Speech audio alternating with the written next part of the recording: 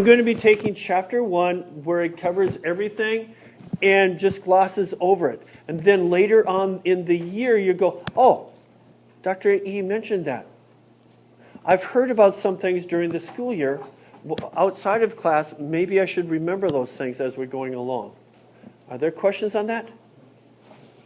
Okay, so chapter 1 is about basically looking at everything. One of the things, big things that we have to worry about is human population growth. Human population growth has tons to do with environmental science. As we get higher and higher numbers, what is happening to the environment? I don't need answers right now. I just need you to think about it. What is happening to our natural resources?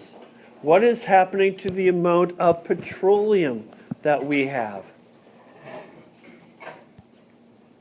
All of those are being affected because in approximately 120 years ago, we reached 1 billion people. Approximately 60 to 70 years ago, we reached 2 billion people. Approximately 50 years ago, we reached 3 billion people. Approximately about 10 to 15 years later, we reached the next billion. We are now at 7.5 billion. Where are we going to go? And if we go too far, will there be a planet Earth left? Because each one of us is going to be using resources and stuff like that. Everything that we talk about in this class is interrelated. For example, in air and water, those two are so interconnected it's not funny. Let me give you a very, very good example, and it's called coral reefs. Coral reefs are made of an organism that has two parts. It's a mutualistic relationship where both of them benefit. One of the organisms makes the calcium carbonate, the house that they both live in. The other one provides the food, and that's the algae. The algae makes them very, very colorful, and the calcium carbonate guy makes it very, very strong.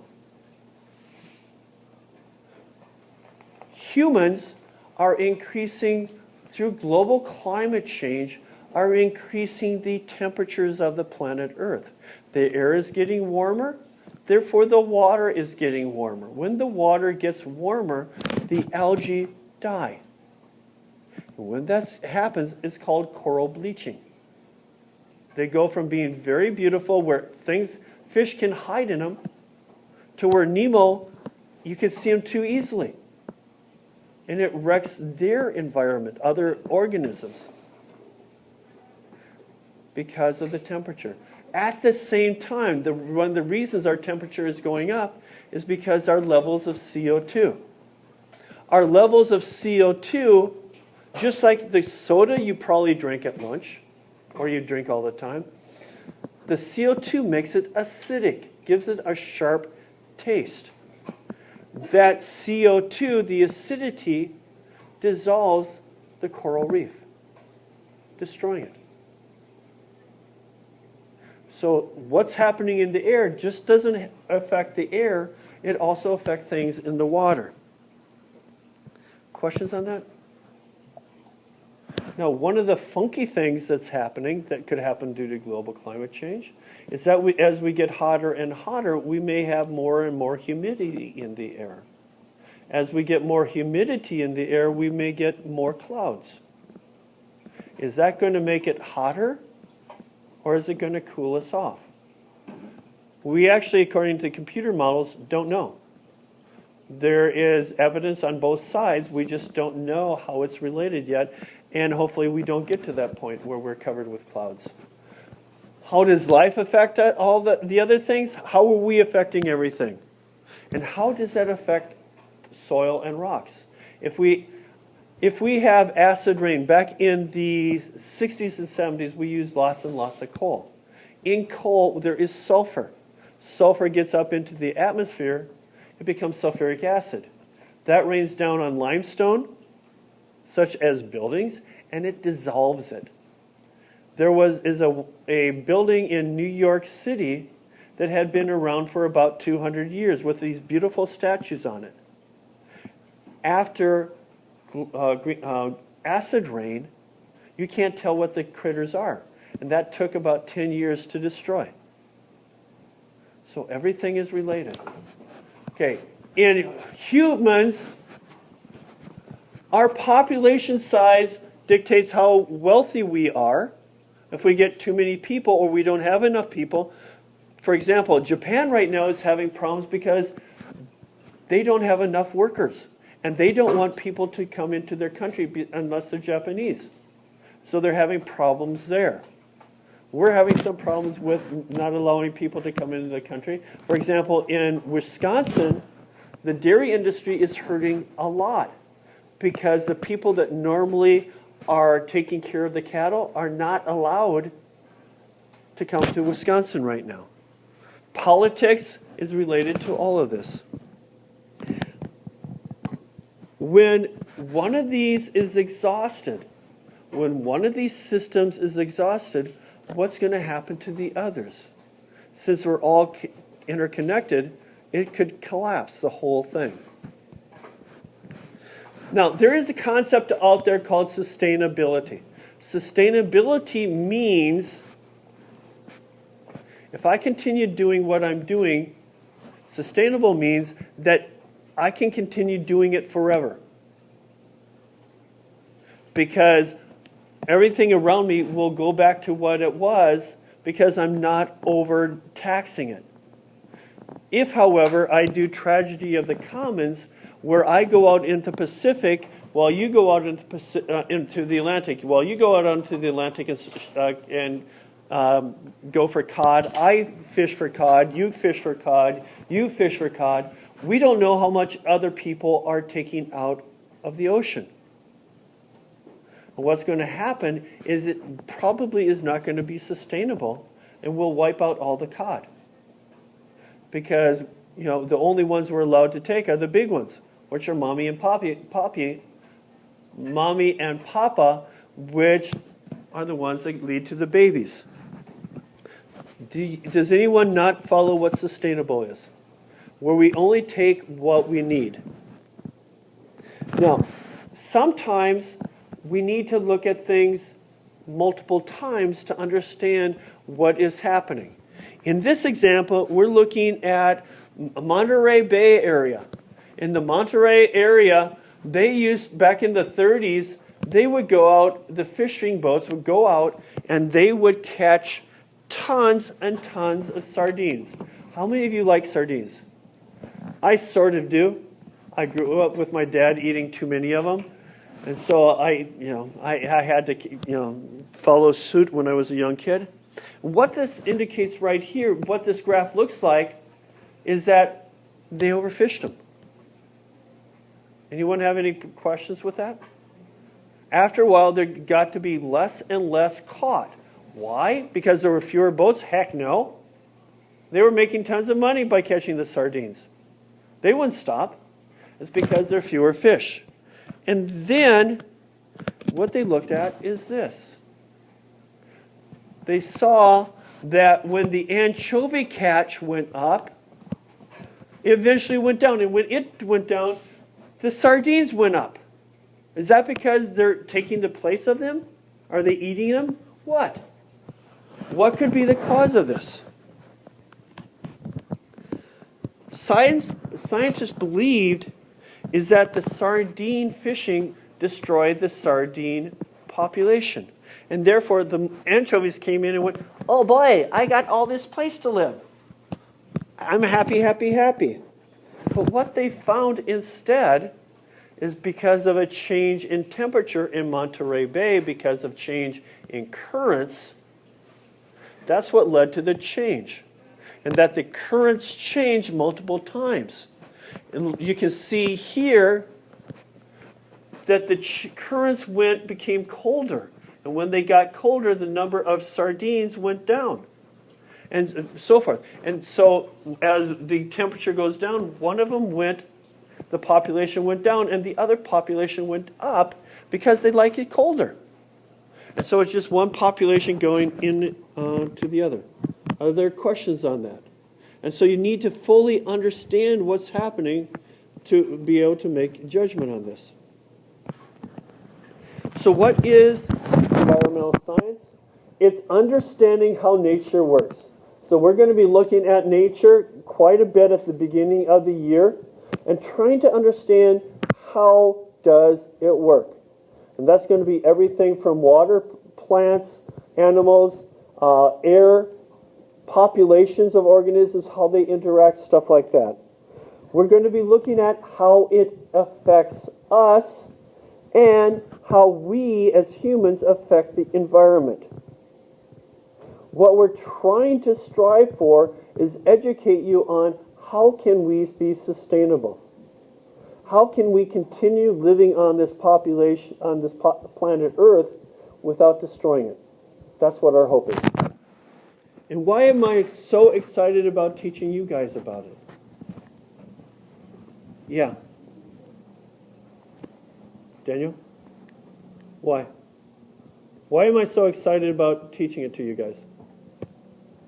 So we can make a change about it. Exactly. In 1957-58, the Russians launched a satellite called the Sputnik. And it basically traveled around the Earth.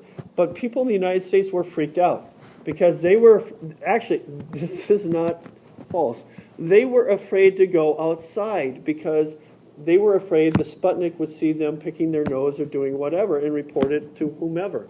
They were afraid that the Russians were going to see everything that's happening. They couldn't because it was not sophisticated enough. And in 1961 or 62, JFK, John F. Kennedy, basically made the announcement that we are going to, by the end of the decade, in other words, 50 years ago, we're going to put something on the moon. JPL did not have very many people working there. Houston, Texas, Cape Canaveral, Cape Kennedy did not have very many people working there.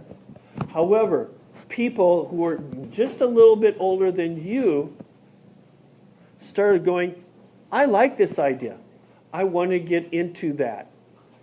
And when we landed on the moon, huge numbers of the people that were jumping up and down there in Houston, in Cape Canaveral, would have been your age 10 years before that. So what am I saying? Is I'm old. I don't have ideas like you guys do. You come up with ideas. Why? Because you need to. Because you're young. You can have all these possibilities out there. I've had students that have become environmental lawyers that are known around the world. I have students that are environmental scientists in New Mexico. One of my former students was the environmental advisor to Michelle Obama. Why? Because she wanted to. You guys have the ability. Now, for you to understand it, you need to know that natural capital, like the capital that's in your pocket, but natural capital is equal to natural resources and natural services. What's the difference between the two? Natural resources would be things like air, water, soil, land, life, non-renewable metals. In other words, something like iron or sand. If I heat up sand and get windows back there, can I ever make it back to sand? No. It will not go back to what it was at the beginning. That's why it's non-renewable. Renewable energy, like sun, wind, water. Non-renewable energy, like petroleum, nuclear power. Once we run out of it, it's going to take a long, long time for us to make petroleum, like 600 million years. I don't really have that much time. It's not renewable. The other thing is, what does nature do for us? Those are the natural service. Air purification. Okay, I know it's not working always the best in LA, but air is purified. Water purification. If you, in the Midwest, a lot of the people get their water from wells. Why? Because it soaks down through the ground. and then they drink it directly from the well. Would you like to drink water directly from the LA River? Nature has not had a chance to purify it. Water storage. Water is stored every place. There are satellites that go over all the time that look at the elevation of everything. And they can see that during our winter, when there's more water, the San Fernando Valley is 10 centimeters higher than what it is during the summer when there's no input of water. That extra water makes it expand, the aquifer expand and raises the valley. We have soil recycling, soil renewal, where we basically put stuff back into the soil, it decomposes and creates new soil. We need to watch out for that because right now we're losing about a half an inch to an inch of soil per year. If we run out of soil, what happens to our agriculture? It's dead. We have nutrient recycling like CO2, oxygen, and so forth. Water, food production. We'll be talking about agriculture. I have so much fun in agriculture because I grew up in the Midwest. I know agriculture. In fact, I used to work on a ranch one summer. You guys have no clue. And so the way we start that unit, or that portion of the unit, is I'm going to show you a video made for 4th and 5th graders about telling you how does a farm work. This is a tractor. This is a plow. Because you guys have no idea. Well, most of you don't. Okay, and so sometimes I had to start a little bit low because of your circumstances. Conservation of biodiversity. How do we maintain what critters we have? Wildlife habitat. Now, this conservation of biodiversity happened really nastily in Yellowstone. People did not like the wolves. Why? Because wolves destroy Bambi. So let's get rid of the wolves. The problem with it is that when the wolves went away in Yellowstone, a lot of the streams started breaking apart. They were not as pristine. And the reason why is because the wolves kept the elk from going there and standing around all the time, destroying all the aspen trees. Since the wolf has been reintroduced into Yellowstone, the streams have gotten beavers back on them, so they are able to soak up water more so that the trees are growing better. And so the natural way of things are so much more. Grassland and forest renewal, so that when we cut them down, waste treatment, we may be going to a wastewater treatment plant to find out how your stuff that you flush down the toilet gets renewed so that you can drink it the next day. Kind of disgusting, right? But guess what? Every drop of water that you drink at one point in time went through your body. In fact, if you look at an 8-ounce glass of water, every 8-ounce glass of water on the planet Earth has at least one molecule of water that went through Plato, that he peed out. Climate control. How does it keep the climate in population? So how do species interact? How do we make sure we do this with pest control? Do it without destroying things. And so how are those things done? We're going to be looking at that. Okay, questions?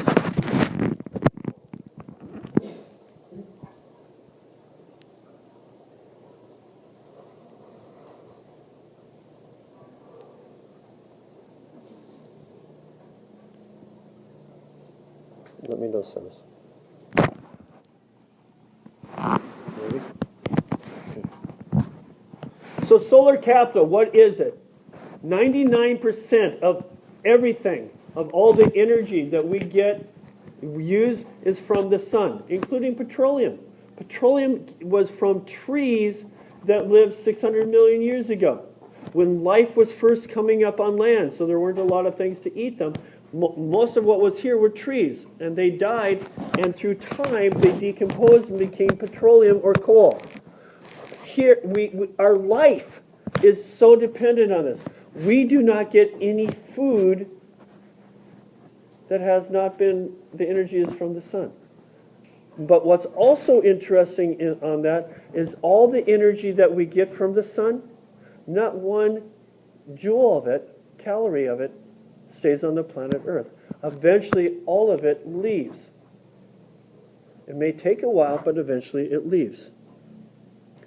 The sun is why we have air, water, soil, wildlife, and so forth. Without that, it would not happen. Questions? This is basically just saying the same thing, that the sun is responsible for everything we have on the planet Earth. Now, if we look at the globe, we need to compare different countries. There's a term out there called developing and developed countries. In other words, there are countries out there where a family of 7 will live in a hut the size from this table to the second table, and that's their entire living area. In fact, oftentimes it's smaller than that. And 7 or more people live in that area. That's in a developing country. And if we look at that, 82% of the people on this planet live in developing countries. We're not one of those. We're one of the 18%. Population growth is not happening with us. Why? Because in some of those developing countries, their medical care is terrible.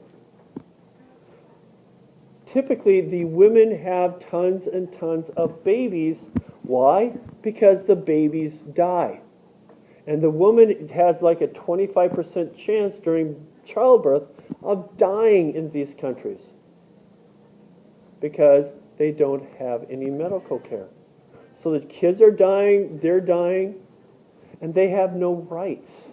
The women have, in some of these countries, they have no rights. If they find out about birth control, and they use birth control in these countries, their husband has the right to kill them. Because she is not giving him enough children. It's all about the man, not the woman. So what we need to do is educate the people there. Wealth and income. If you make more than, I think it's $10,000 to $12,000 per, no, $3,000. If you make more than, I believe, $30,000 a year, you are in the top 1% of the world's wealthiest. In LA, could you survive on $30,000 a year? No. But in most countries, that would make you one of the richest people in that country. Resource use. We use vast majority of the resources for the planet. And at the same time, we pollute it the most. So, why am I telling you this? Because you're the ones that are going to figure out how to change that without having the population go too big. When this is happening, you need to understand the difference between linear growth and exponential growth. How many of you would like to make $1,000 a day? Or start out on the first day of the month making a penny. Second day of the month, 2 pennies. Third day of the month, 4 pennies. Which one would you rather have? The second one. Because with $1,000 a day, you end up with $30,000. The other way, you become a millionaire. First way is linear growth, where it goes up in a straight line. The second one is exponential growth. That is what is happening with our population. Each family of 2 has 2 to 3 kids. Those 2 to 3 kids have 2 to 3 more kids, which have 2 to 3 more kids, and so forth.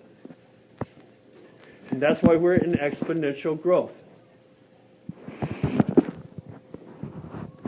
Now, one of the weird things we're going to be looking at is called percent growth.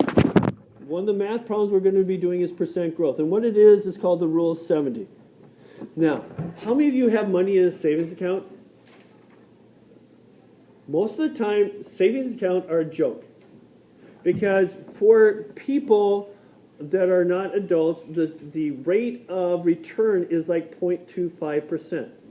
If we take 70 divided by 0.25%, that means it's going to take you 280 years to double your money. Whereas if I have a credit card which charges like 25%, and so I like have $10,000 in my that I've spent and I don't pay it off, after 3 years it will be $20,000. $40,000, $80,000. Why? Because 70 divided by 25 is 2.5. So 2.5 years, it'll double. Scary? That's percent growth, looking at 70. Another thing you're looking at is carrying capacity. What is the maximum number of critters that can be at one point? Typically, when we have carrying capacity, we have a place where there's exponential growth when a new critter is introduced into that area, and then it fluctuates up and down. Why does it fluctuate up and down? Because there's predators there. And when there's more and more predators, you have fewer of you. And when there's fewer of you, there's going to be fewer predators. And when there's fewer predators, there's going to be more of you. And it oscillates back and forth around the carrying capacity. If you go up beyond the carrying capacity, way beyond the carrying capacity, that system falls apart. Our ecological footprint is looking at how many, if everyone on the planet lived like you, how many planet Earths would it take for us to survive, for the planet to survive? Most of us here, it would be somewhere between 5 and 7 planet Earths. There are some people in La Cuneta. I had one person in my class one time. There was something like 17 planet Earths would be required to sustain her and her family. Of course, she's the one that had 13 bathrooms and so forth. A little bit extravagant. Now, if we look at that, United States is 9.7 planets to survive. 1/3 of the world's population requires just over 2.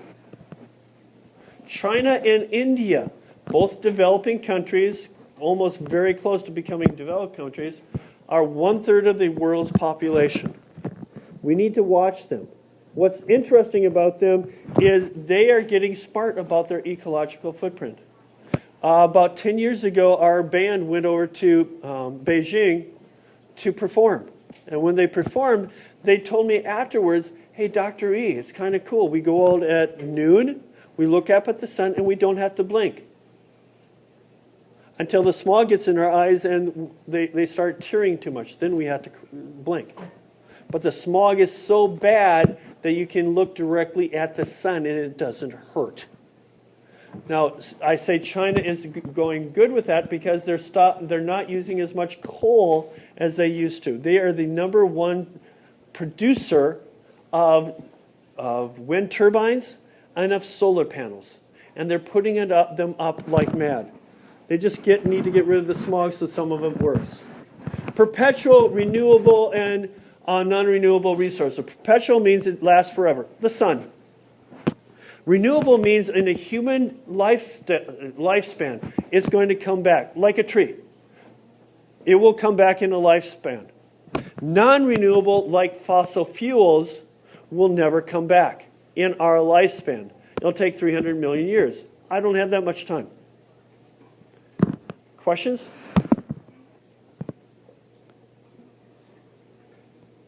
Now, some ways that we can fix those non-renewables is by recycling, reusing, or basically reusing or recycling. So do not throw away your straw. I know we don't not supposed to have plastic straws, but if you do have one, use it over and over and over again until it falls apart, and then throw it in recycling. I personally bought some metal ones recently, just so I can use them without feeling terrible. Or if you've used something, put it in the recycling bin. We have locations around San Fernando Valley where they have actual people standing at a conveyor belt where they pick up the different things and throw it in different bins so that it can be used better. Did you guys know that if you use recycled plastic in, for example, an asphalt road, it will last 5 to 10 times longer, and it'll be better for traffic.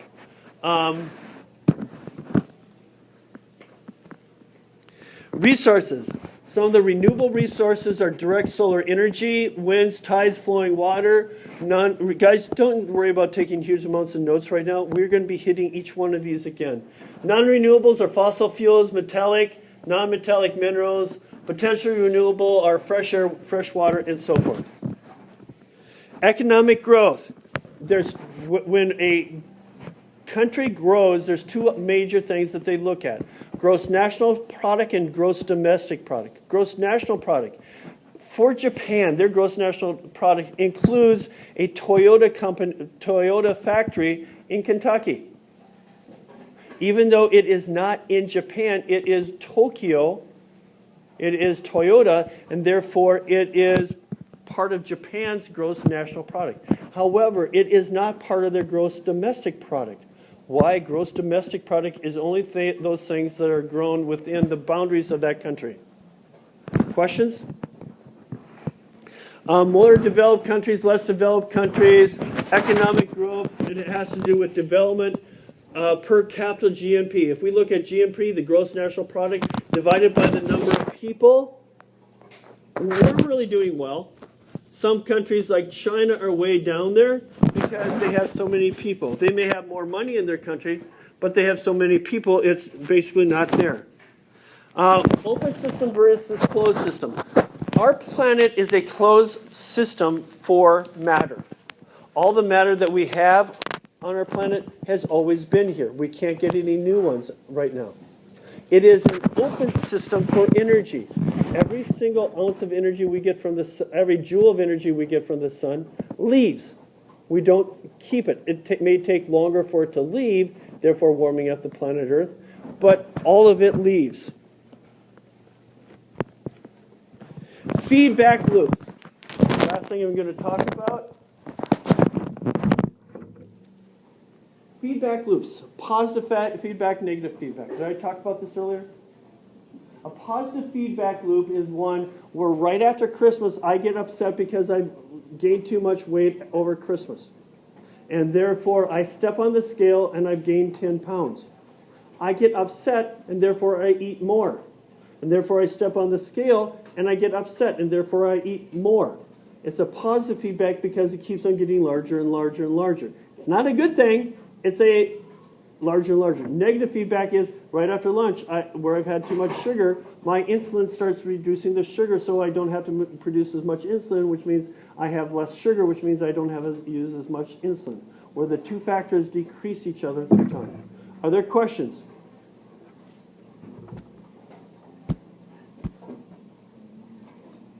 Genetic diversity within a species. How many variation? If we look at the cheetah, every single cheetah is almost identical. So if there is a disease in the organism cheetah, they all die.